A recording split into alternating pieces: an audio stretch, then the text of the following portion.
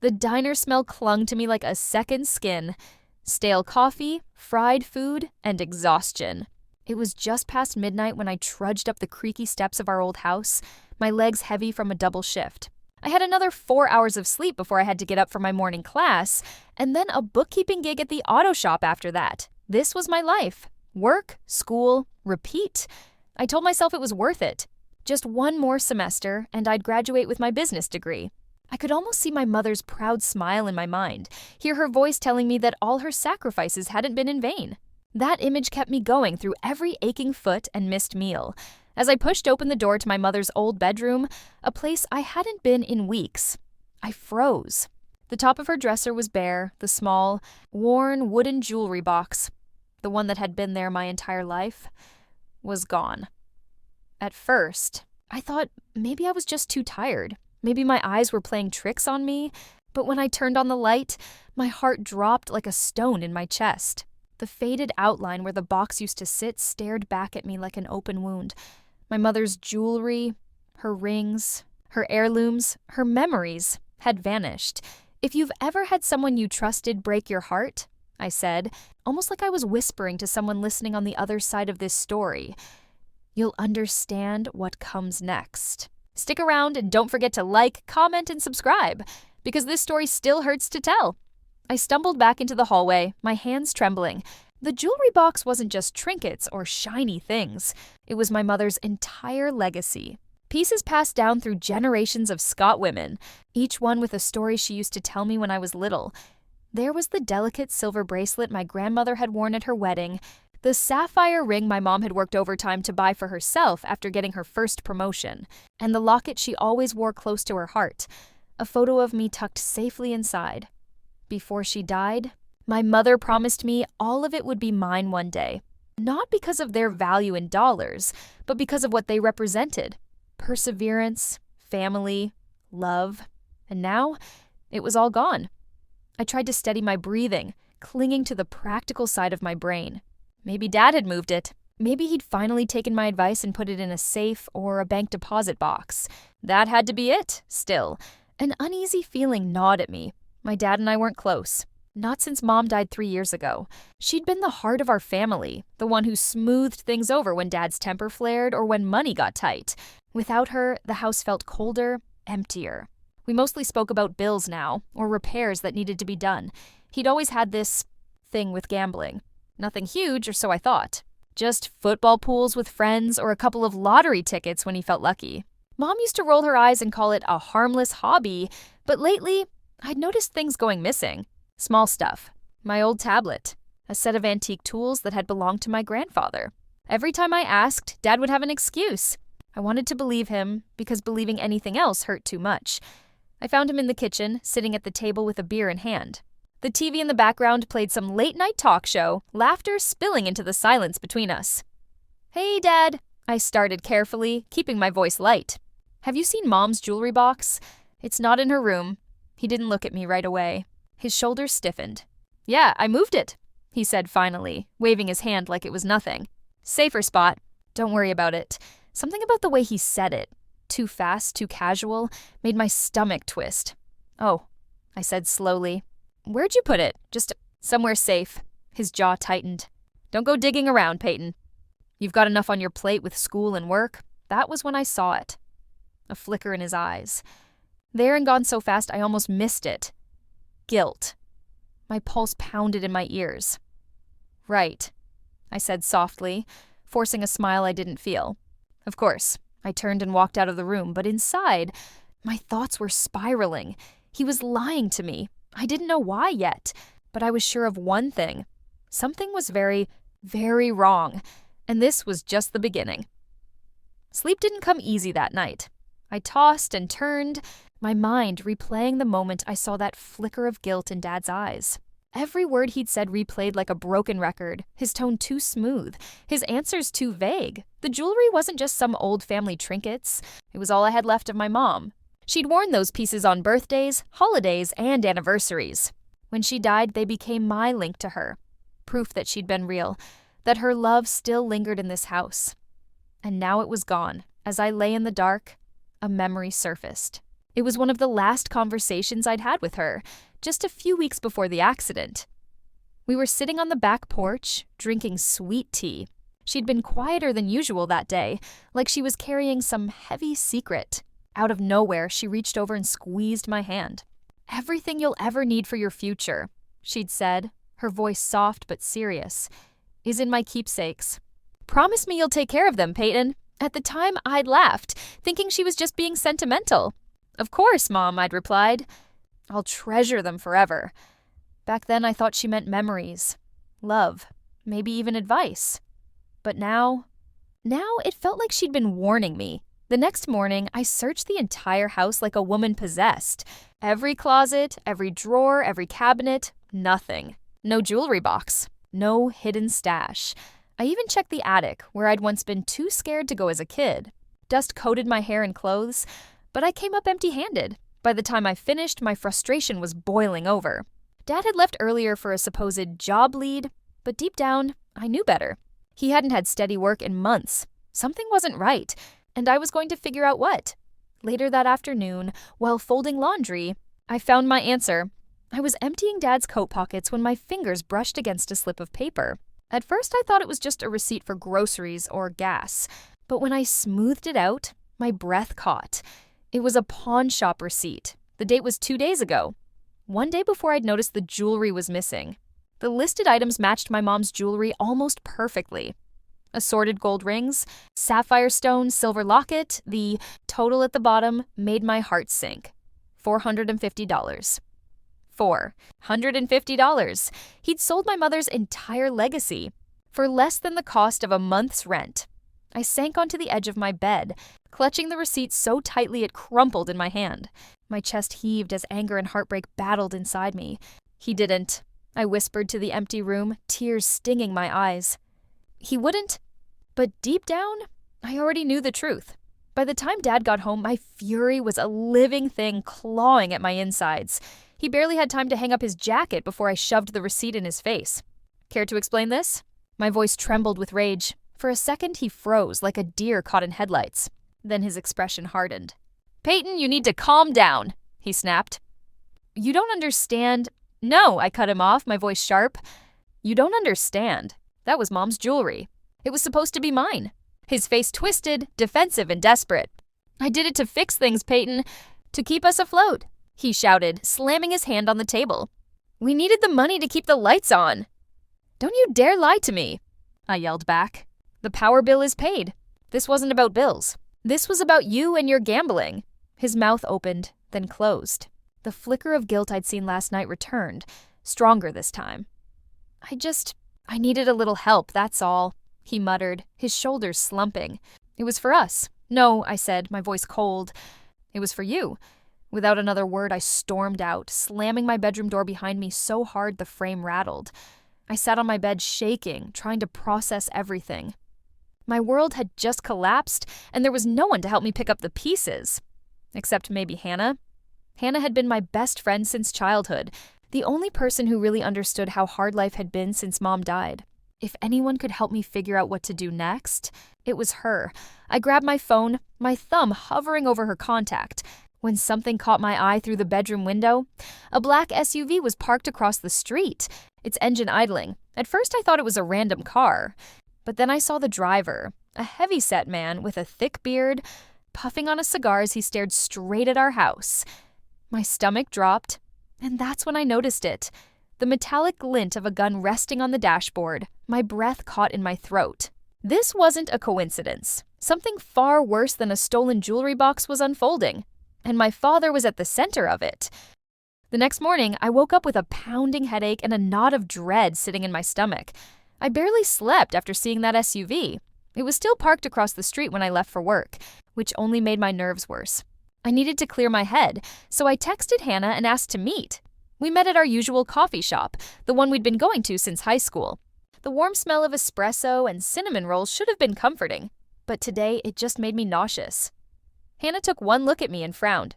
"Peyton, you look like you haven't slept in a week. What happened?" I told her everything. The missing jewelry, the pawn receipt, Dad's lies, and finally the black SUV with the man and his gun. By the time I finished, Hannah's eyes were wide with disbelief. "Oh my God," she breathed. "Peyton, this is bad. Really bad. You need to call the police." "I want to," I admitted, clutching my coffee cup so tightly my knuckles turned white. "But if Dad's in trouble with someone dangerous, I don't know what they'd do to him if I went behind his back." Hannah reached across the table and squeezed my hand. "You can't solve this alone. Promise me you'll be careful." "I promise," I said, though we both knew it was a lie. When I got home, the SUV was gone.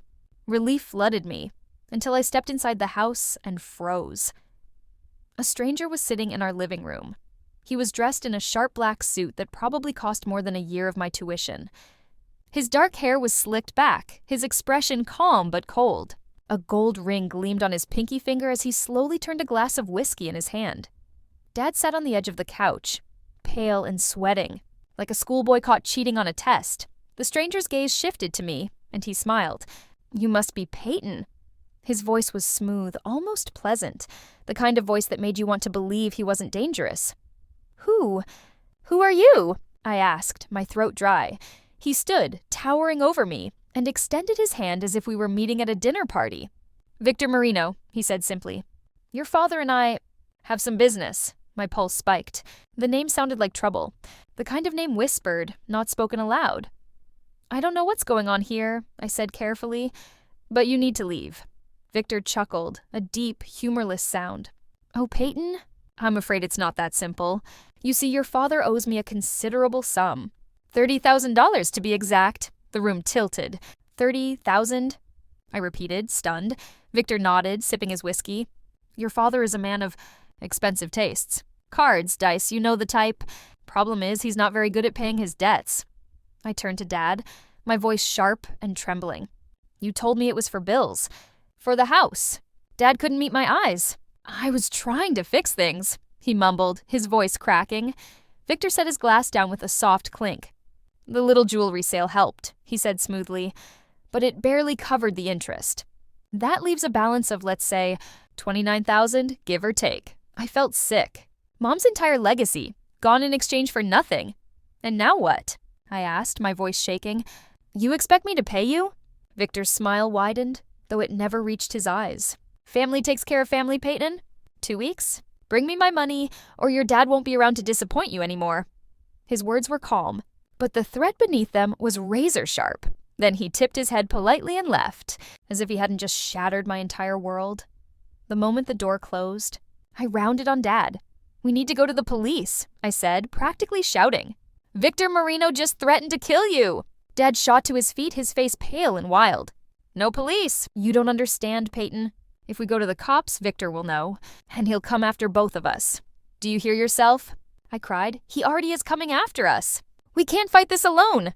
But Dad just sank back into the couch, head in his hands, muttering the same words over and over.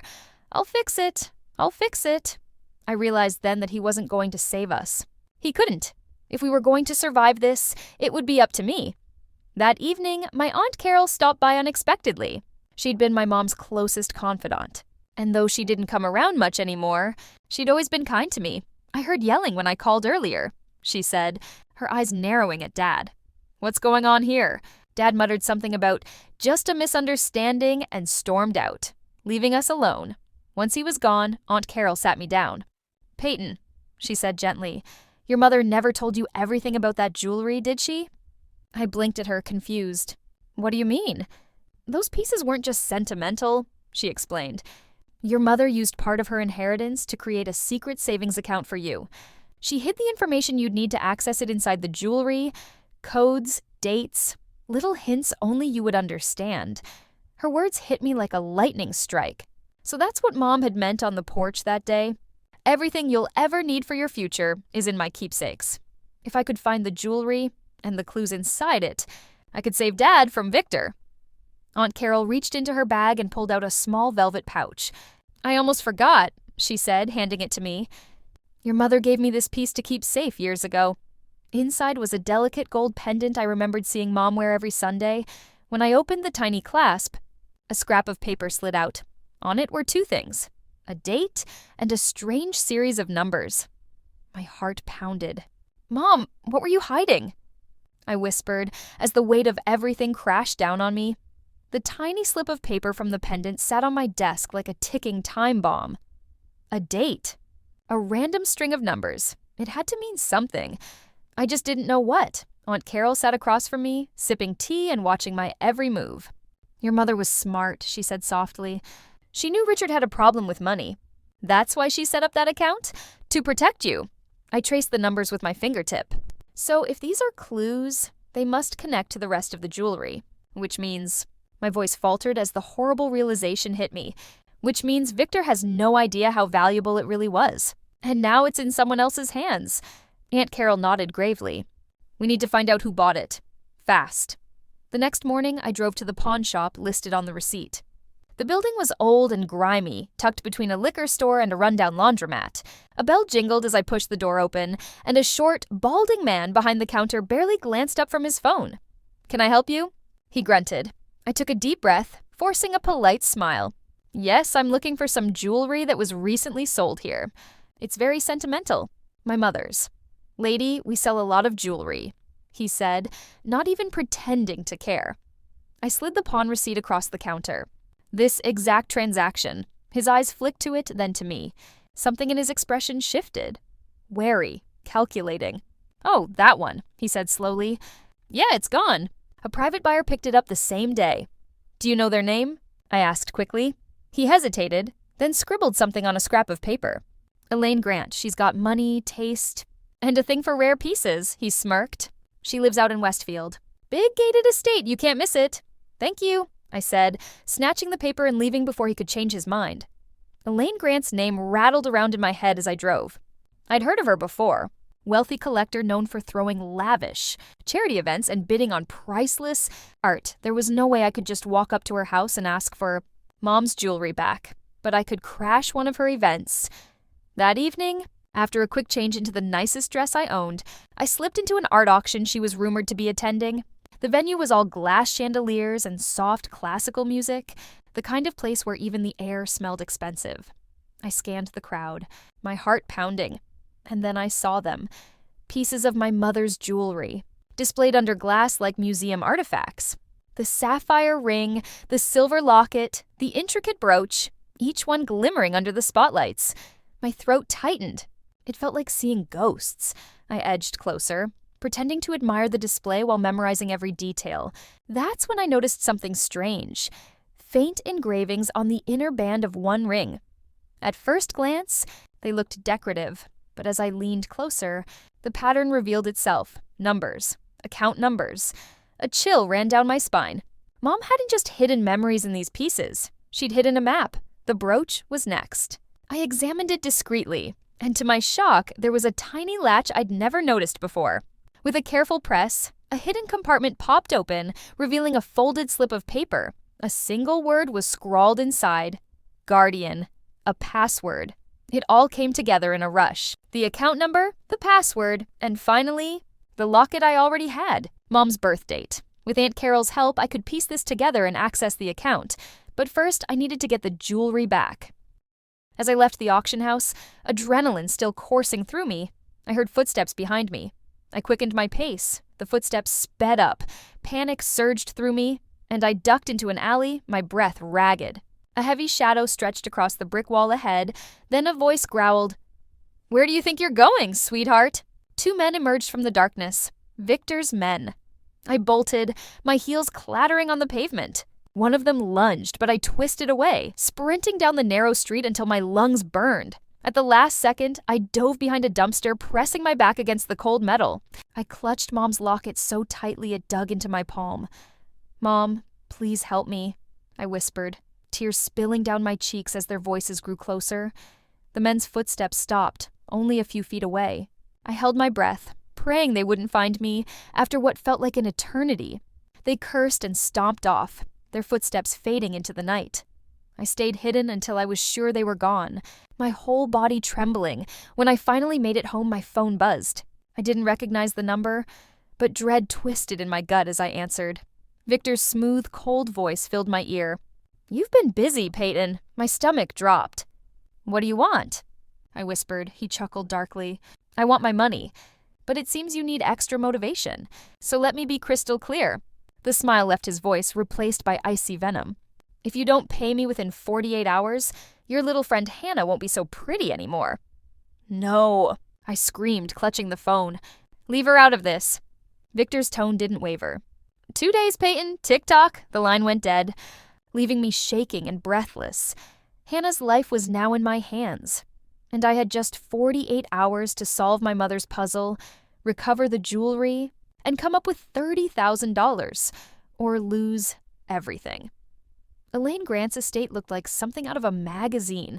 Sprawling gardens, marble fountains, and iron gates that seemed to whisper, "You don't belong here." I tightened my grip on Mom's locket as the guard waved me through. Aunt Carol's plan had been risky, but it was the only chance I had.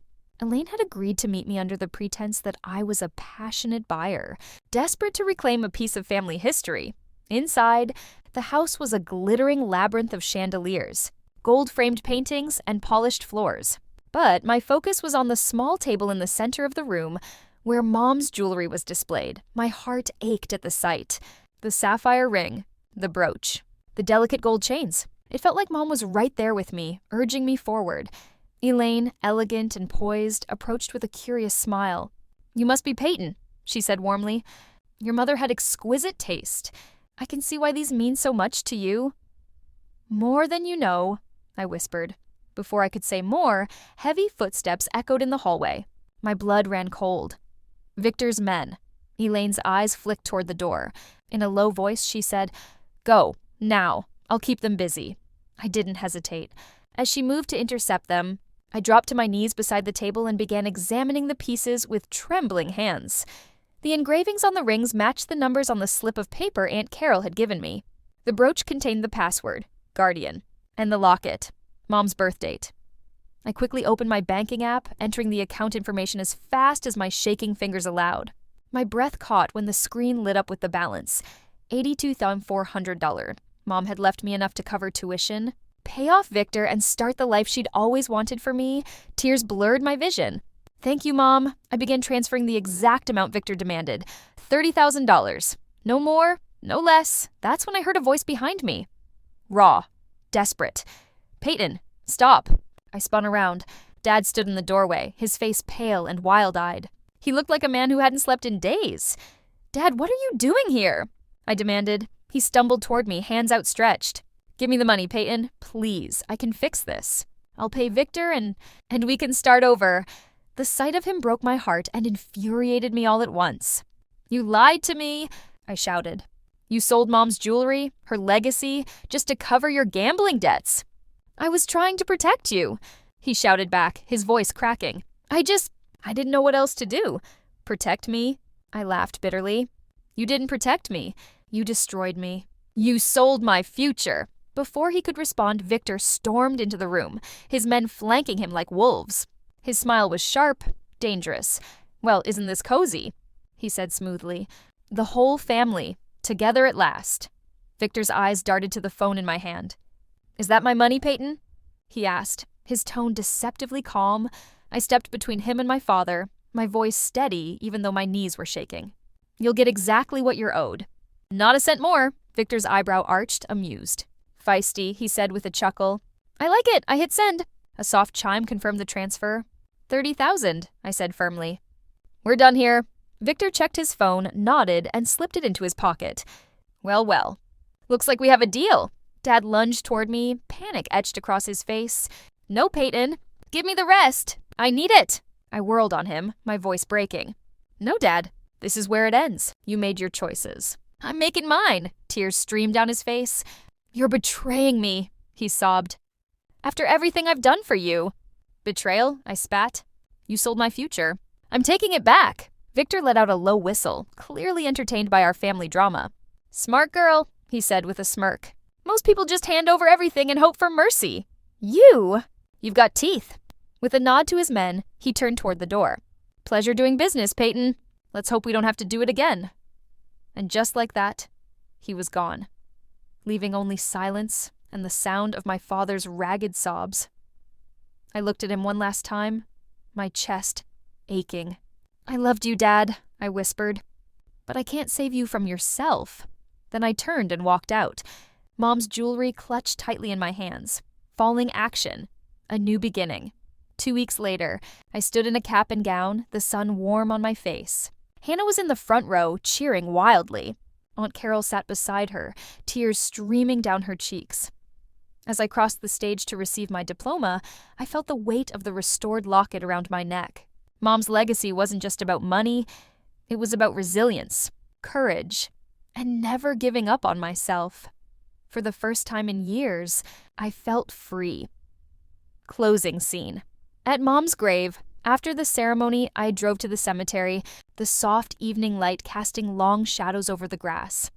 I knelt by Mom's grave, placing the locket gently on the headstone before clasping it around my neck again. "Hey, Mom," I whispered. "I did it. I graduated. And I promise I'll live the life you wanted for me. No one will ever take my future away again." A gentle breeze stirred the trees, as if she were answering me. I stood, wiping away a tear, and walked back to my car, ready to face whatever came next. My father sold my mother's jewelry, but I reclaimed something far more precious: myself. If my story touched you, let me know in the comments below. Sometimes sharing our struggles can help someone else fight through theirs. Like, comment, and subscribe. You never know who needs to hear a story like this.